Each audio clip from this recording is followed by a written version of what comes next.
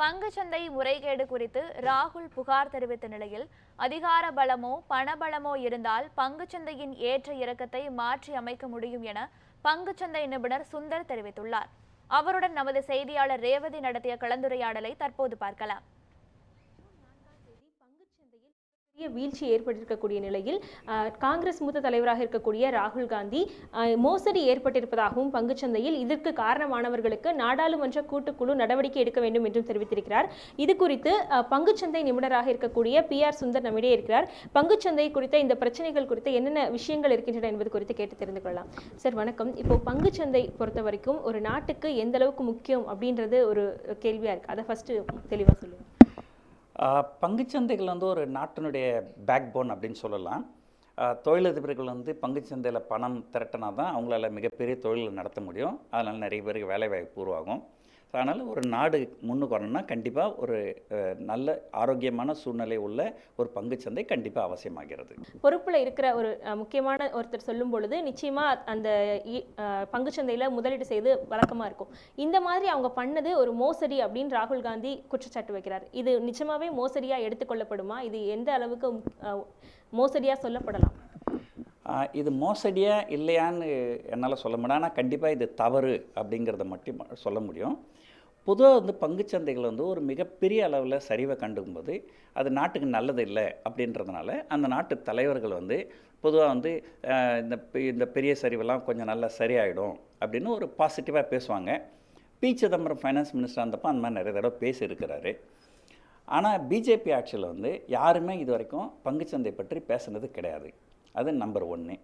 2வது, இப்போ இந்த தடவை அமித்ஷா பிரைம் மினிஸ்டர் ஃபைனான்ஸ் மினிஸ்டர்லாம் பேசும்போது பங்குச்சந்தை பெருமளவு சரிவில் இல்லை, கிட்டத்தட்ட ஆல் டைம் ஹை சொல்லுவாங்க, நல்ல ஏற்றத்தில் தான் இருந்தது. 3வது, ஒரு பங்குச்சந்தை சார்ந்த ஒரு அமைச்சகம்னு பார்த்திங்கன்னா அது நிதி அமைச்சகம்.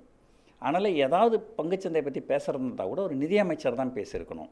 ஆனால் இந்த தடவை முதல்ல பங்குச்சந்தை பற்றி பேசுனது அமித்ஷா. அவர் வந்து ஒரு ஹோம் மினிஸ்டர்.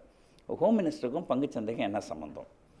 இப்போ இதனை எதனால் வந்து எதிர்க்கட்சிகள் வந்து இவங்க மேலே சந்தேகப்படுறாங்கன்னா, அமித்ஷா வந்து முழு நேர அரசியல்வாதியாக ஆகிறதுக்கு முன்னாடி அவர் வந்து ஒரு பங்கு தரகராக இருந்திருக்கிறார்.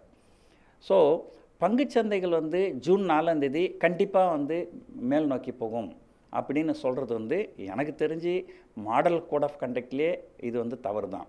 ஏன்னா பங்குச்சந்தைகள் எதிர்காலத்தில் ஒரு தேதியில் ஏறுமா இறங்குமா அப்படின்னு யாராலையும் கணிக்க முடியாது. அப்படி இருக்கும்போது இவங்க கண்டிப்பாக ஏறும் அப்படின்னு சொன்னாங்கன்னா அதை நம்பி நிறைய பேர் முதலீட்டாளர்கள் வாங்கியிருக்கலாம். அவங்க சொன்னதனுடைய அர்த்தமே என்னென்னா, நாங்கள் ஜெயிப்போம், நாங்கள் ஜெயிச்சா பங்குச்சந்தை ஏறும் அப்படின்றது தான். அதை நம்பி நிறைய பேர் வாங்கியிருக்கலாம். ஆனால் அன்றைக்கி வந்து வந்த தேர்தல் முடிவுகள் வந்து பிஜேபிக்கு முழு சாதகமாக இல்லை. அதனால் பங்குச்சந்தைகள் வந்து ஒரு பெருமளவு இறங்குச்சு. கிட்டத்தட்ட ஒரு 9.25% இறங்குச்சு. இது வரைக்கும் பார்த்திங்கன்னா அதிகபட்சமாக இறங்குனதுன்னு பார்த்திங்கன்னா ஒரு 10%.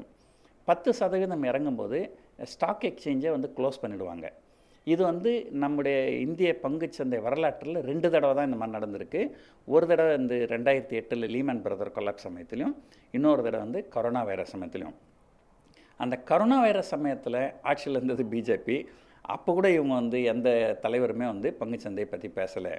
அப்படி இருக்கும்போது எலெக்ஷனுக்கு கொஞ்சம் முன்னாடி எதனால் சொன்னாங்க? அந்த ஆங்கிலத்தில் வந்து இது பம்ப் அண்ட் டம்ப் அப்படின்னு சொல்லுவாங்க. எதையாவது ஒன்று சொல்லி பங்குச்சந்தை மிகப்பெரிய அளவில் மேலே ஏற்ற வேண்டியது, அங்கே போய் வித்துற வேண்டியது, அதுக்கப்புறம் பங்குச்சந்தைகள் பெருமளவு சரியும். இப்போது ஒரு பங்குச்சந்தையோட ஏற்றத்தாழ்வு எப்பவும் இருக்கும்னு சொல்லியிருக்கிறீங்க. அதில் பணம் அதிகமாக வச்சிருக்கிறவங்களோ அதிகார பலத்தில் இருக்கிறவங்களாலேயோ இந்த பங்குச்சந்தையோட அந்த மாறுதல்களை செய்ய முடியுமா? அதுக்கு அவங்களுக்கான அதிகாரமோ இல்லை அவங்களுக்கு அது வாய்ப்பும் இருக்குமா? கண்டிப்பாக உங்களுக்கு அதிகார பலமோ அல்லது பணபலமோ இருந்தால் பங்குச்சந்தையை உங்களால் மேனிப்புலேட் பண்ண முடியும்.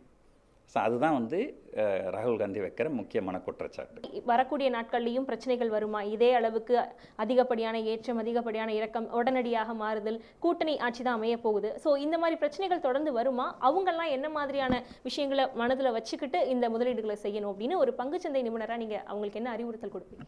இல்லை, பொதுவாக வந்து பங்குச்சந்தையில் வந்து நீங்கள் நீண்ட கால அடிப்படையில் முதலீடு பண்ணிங்கன்னா உங்களுக்கு எந்த பிரச்சனையும் இருக்காது. நான் வந்து தமிழ் எப்படி சொல்கிறதுன்னு தெரில. பல நாடுகள் வந்து they grow because of their government, India grows despite it's government அப்படின்னு சொல்லுவாங்க. ஸோ அந்த மாதிரி வந்து இப்போ அரசாங்கம் எப்படி இருந்தாலும் அரசாட்சி எப்படி இருந்தாலும் அதை பற்றி கவலை இல்லை. நம்முடைய நாட்டு பங்குச்சந்தைகள் நல்லாவே இருக்கும். ஏன்னா நம்முடைய தொழிலதிபர்கள்லாம் நல்லா தொழில் பண்ணுவாங்க, பங்குச்சந்தை நல்லாயிருக்கும். ஆனால் எப்போ பிரச்சனை வருதுன்னா, ஹோம் மினிஸ்டர் சொன்னார் பங்குச்சந்தை ஏறிடும் அப்படிலாம் போய்ட்டு பண்ணாதீங்க. ஸோ ஏன்னா முதல் கேள்வி வந்து அவங்களுக்கு பங்குச்சந்தையை பற்றி எந்த அளவு தெரியும் இல்லைங்களா? ஸோ அதனால் வந்து நீங்கள் வந்து ஒரு நீண்ட கால அடிப்படையில் நீங்கள் முதலீடு பண்ணிங்கனாலும் உங்களுக்கு பிரச்சனை இருக்காது. ஆனால் யாரோ சொன்னாங்க அதனால் அடுத்த மாதம் மார்க்கெட் ஏறிடும் அப்படின்னு சொல்லிட்டு வாங்கினீங்கன்னா அது வந்து ஸ்பெக்குலேஷன் அப்படின்னு சொல்லுவாங்க.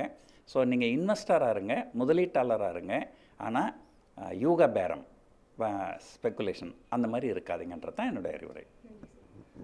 தொடர்ந்து இந்த பிரச்சனையை பொறுத்தவரை நீண்டகால அடிப்படையில் பங்குச்சந்தைகளில் முதலீடு செய்தால் எந்தவித பிரச்சனையும் இருக்காது என்றும், அதிகார பணபலம் படைத்தவர்களால் பங்குச்சந்தைகளில் மாற்றங்களை கொண்டு வருவது என்பது சாத்தியமான ஒன்றே என்றும் தெரிவித்திருக்கிறார். நியூஸ் 7 தமிழ் செய்திகளுக்காக ஒளிப்பதிவாளர் ஷியாமுடன் செய்தியாளர் ரேவதி, சென்னை.